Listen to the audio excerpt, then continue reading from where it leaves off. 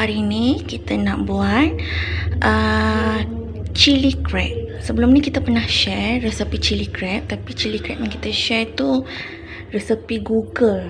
Okay, so yang ni adalah resepi daripada Sheila Rosli. Lalat ni kan dia suka datang sebab bau ketam ni. Okay, so bahan-bahan dia of course lah ketam. Okay, and then ni bahan kena blend. Bawang merah, kalau tak ada bawang merah, bawang besar boleh. Garlic, halia, belacan, serai. Serai ni saya tambah sendiri. Serai tak perlu blend. Cili besar, cili padi. Okay, so ni semua kita blend kecuali serai. And then cili bo, tauco, garam, and then kita ada cuka, sos tomato, sos cili. Kalau ada tomato puree, guna tomato puree. Okay, kalau ganti sos tomato, so kita ada tomato puree, kita guna sos tomato sahaja. So first kali kita masukkan bahan-bahan untuk blend.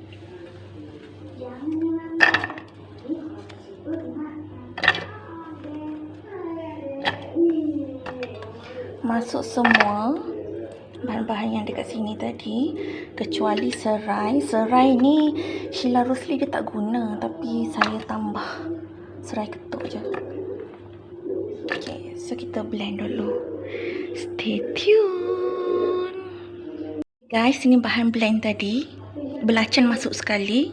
Terlupa nak sebut tadi. Okay, ada satu bahan terlupa nak kena blend sekali. Tauco. Tauco ni kita guna sikit je. Kita guna cap tamin. Tauco ni guna sikit, dia masin tau tauco ni. Ni first time nak buat chili crab guna tauco. Ni Sheila Rosli punya pasal lah. Kena blend sekali sebab dia kan ada kacang dalam ni kan, kacang soya tu. So dia tak hancur, jadi kita letak sikit. Sikit je. Sikit lagi.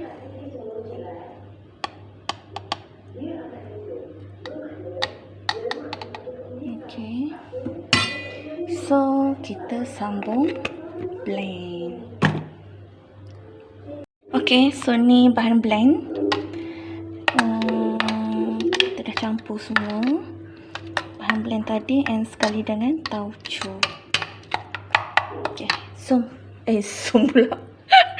Jom kita start memasak. Jangan lupa minyak. Okay, so kita panaskan minyak dan kita tumis bahan blend dulu.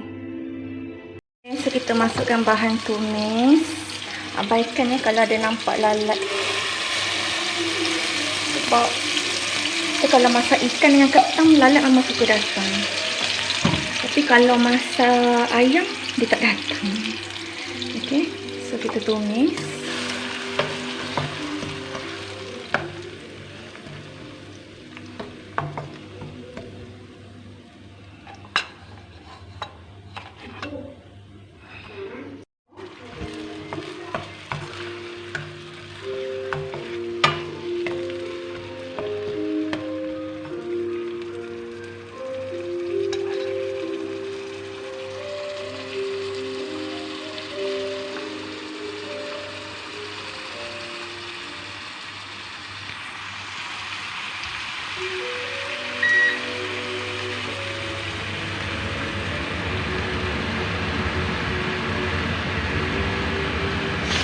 Tumis sampai naik bau, and then kita masukkan chili sauce dengan kita masuk chili boh dulu. Okay, masukkan chili boh dalam 1 sudu, 2 sudu.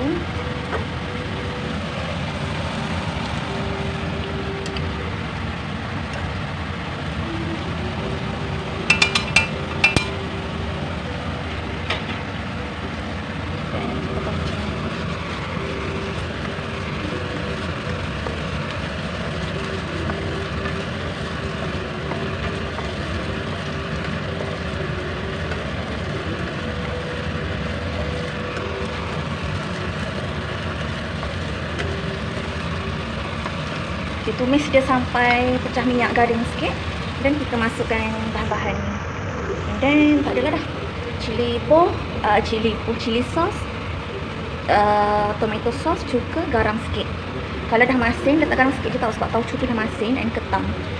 Cuka tu pun kita guna sikit di dalam 1-2 sudu.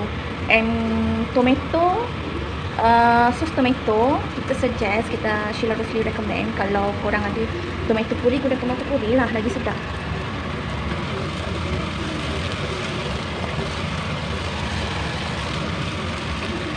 Okay guys, stay tuned. Okay, masukkan tomato sauce.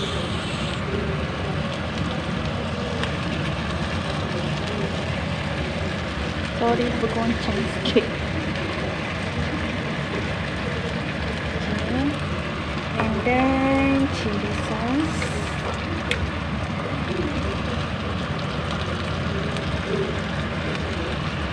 Kalau ada sweet sauce yang macam Thailand tu, boleh guna yang tu. Yang sos cili, macam sos cili Thai tu, yang tu boleh letak sikit. So sosnya agak-agak dalam kuantiti, tak tahu nak yakak. Okay, so kita bagi dia masak kejap, and then kita continue next step. Okay, so bila dia dah masak macam ni, dia dah keluar minyak, dia dah pekat.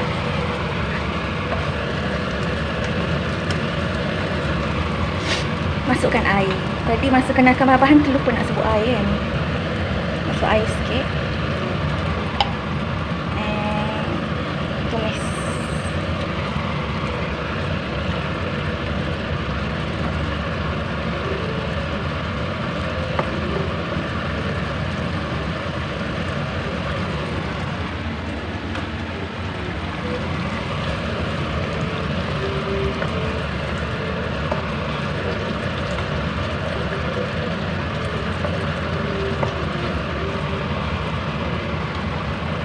Kita biarkan dulu sambil tunggu tu. Telak lah kecap dapur ni. Ni kain kering tau. Kita jenis tak nak tengok ada apa minyak-minyak ni. Walaupun kita memang akan lap juga selepas masak, tapi semasa memasak, kain kelabu ni, kain ni memang digunakan untuk memasak. So minyak-minyak yang mecik tu akan lap terus. Sebab dia maknanya bila kita nak lap dengan kain basah bila dapur dah sejuk, so dia tak banyak guna effort lah, senang lah kerja kita kan. Dekat dapur ni ada 7 jenis kain yang berbeza. Rasanya you all pun macam tu. So kita masak.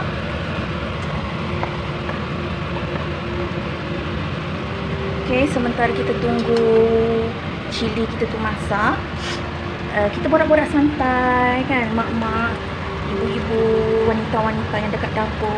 Korang ada berapa jenis kain ataupun berapa helai kain dekat dapur korang? Kalau saya ada 7 jenis kain. Contohnya, kain ni, ini adalah kain untuk digunakan semasa memasak. So, kita akan lap masa masak lah. Dan kain ni selepas setiap masak kita akan rendam dan kita akan keringkan. So ni kain alas apa-apa lah yang macam ni. Ketika memasak juga, so kain ni akan dibasuh selalu juga. Okay, kita tak letak direct atas countertop. And then yang ni no wax.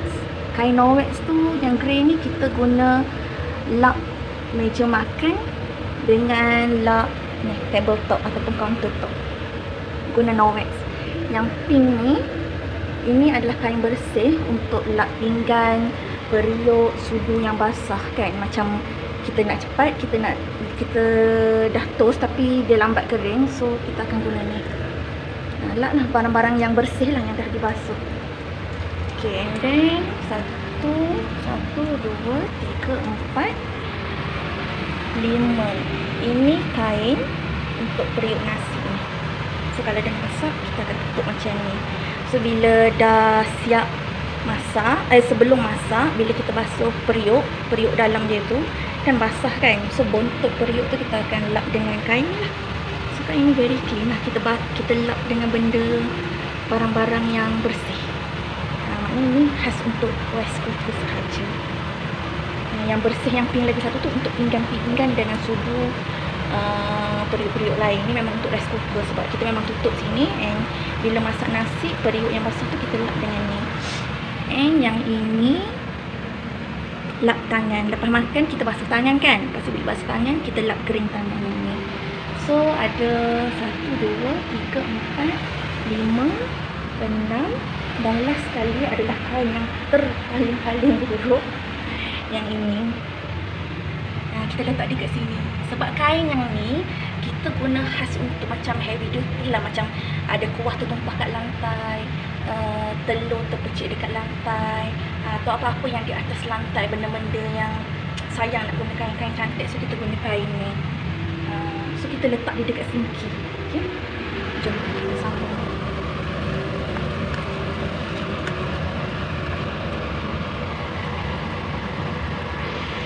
Okay, sambung semula. Sekian berkenaan dengan kain. Okay, so kita masukkan cuka sikit.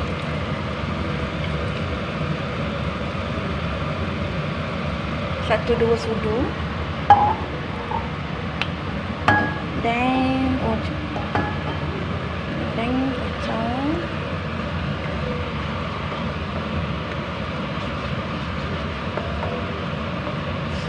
Masukkan ketam.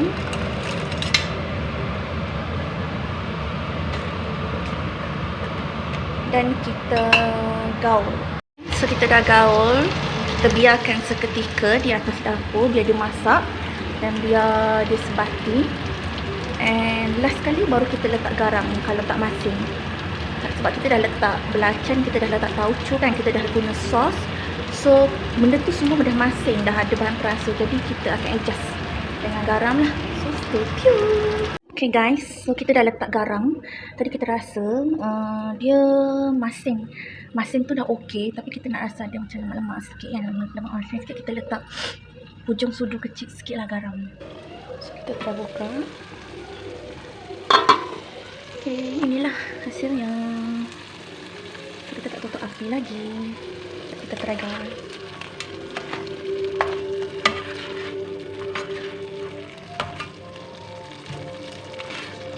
Kita tak buat pecah telur. Sheila Rosli dia buat pecah telur, kita tak buat. Kita macam ni je.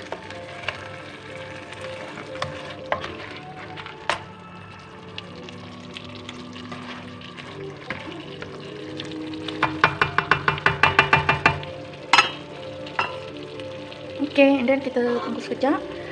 Tutup lagi sekali. Dalam 5 minit macam tu, 4-5 minit macam tu kita tutup api dan kita hidang.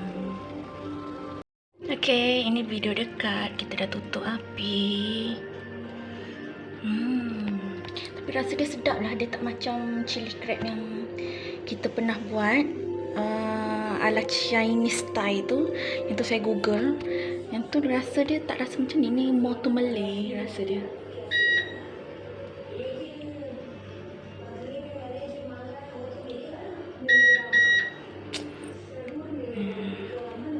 Nampak tak? So yummy. Kalau korang nak pecah telur, korang pecah telur. Pecah telur last lah. Sebelum letak garam tu. Tapi kita tak pecah telur lah. Sebab ni pun dah pekat. Bye. Selamat mencuba. Jangan lupa subscribe tau. Bye-bye.